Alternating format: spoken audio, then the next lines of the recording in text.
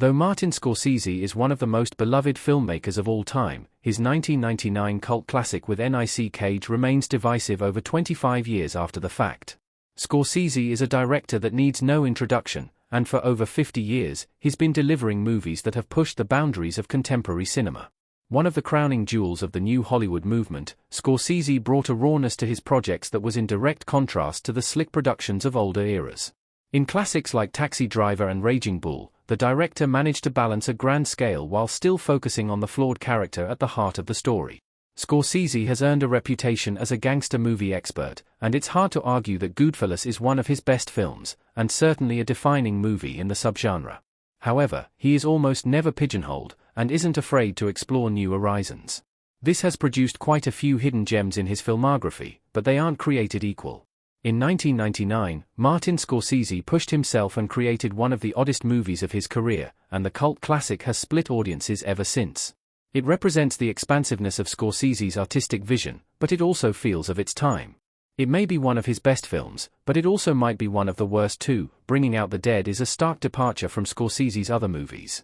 The Nic Cage movie is dour and depressing. There has always been energy to Martin Scorsese's movies, and no matter what era, there's a consistency to his tone. One exception is 1999's Bringing Out the Dead, which is the director's most cynical and depressing film to date.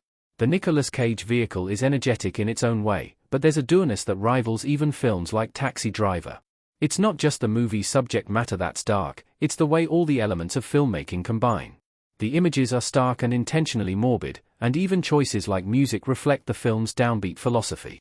Screenwriter Paul Schrader has had great success with Scorsese, and Bringing Out the Dead is perhaps the most Schrader-esque film that Scorsese has ever made. The performances, particularly from Nic Cage and John Goodman, are some of the best in the entire Scorsese canon, and getting away from his usual collaborators was a smart choice. The film has an all-encompassing mood that drags the viewer into a purgatory of sorts, and it's perhaps the grittiest depiction of the EMT profession ever put on screen. The 1990s was Scorsese's most diverse period, but Bringing Out the Dead still has a lot of the filmmaker's trademarks. It is a lot like Taxi Driver, even if it modernizes things from the 70s to the 90s.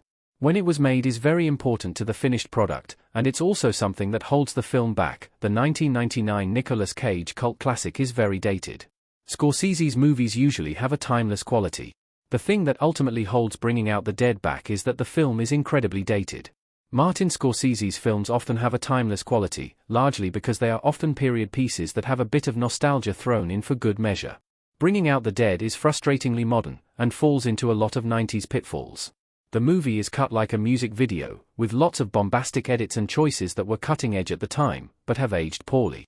The early 90s, when the movie is set, was not radically different from 1999, so it doesn't benefit from any of the nostalgic hindsight that even films like Goodfellas and Raging Bull do.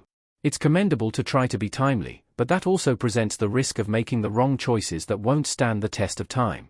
Taxi Driver was also set in the modern day, but it borrowed elements from film noir which helped make it feel purposefully out of sync with the mid-1970s. There's also something to be said about the cynicism of Bringing Out the Dead, and how it goes a bit too far into its own dour navel-gazing.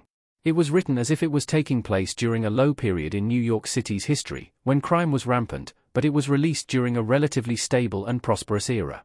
How does Bringing Out the Dead stack up against other Scorsese cult classics? It's still one of Scorsese's best hidden gems. Nic Cage saving someone in Bringing Out the Dead. For all its flaws, Bringing Out the Dead does deserve its distinction as a cult classic. Scorsese has directed plenty of underrated movies, and though the 1999 movie isn't the best, it's not the worst either. It stands alongside other noble experiments like The King of Comedy and After Hours, though it's radically different from the aforementioned dark comedies.